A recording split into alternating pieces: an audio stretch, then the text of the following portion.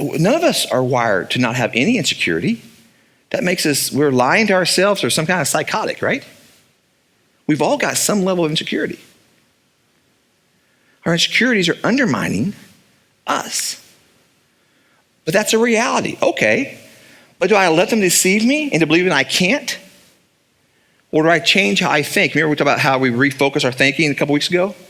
Or do I refocus my thinking on, you're right, I can't, but God can?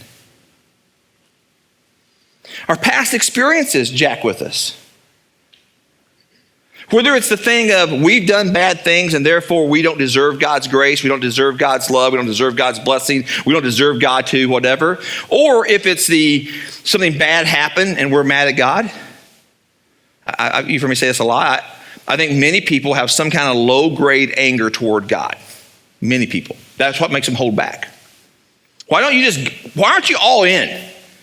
Why don't you just follow God at full speed? Why don't you chase after God with all that you got? Why are you hesitating?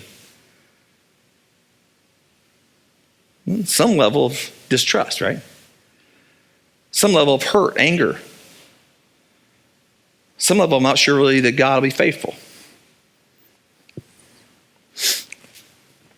All those things are deceptive. All those things point us toward failure, toward we need to do it by ourselves, we can only trust us. But when you really understand God's nature and character, if you go back to the Habakkuk series, the Habakkuk chapter 2, verse 4, that over and over again repeated, that the whole point was to have faith in the faithfulness of God. It's not just have faith in God. It's have faith in God's faithfulness. And God's faithfulness is based on his nature and his character. This is who he is. He's not going to be unfaithful. He can't be, it's not who he is. He can't.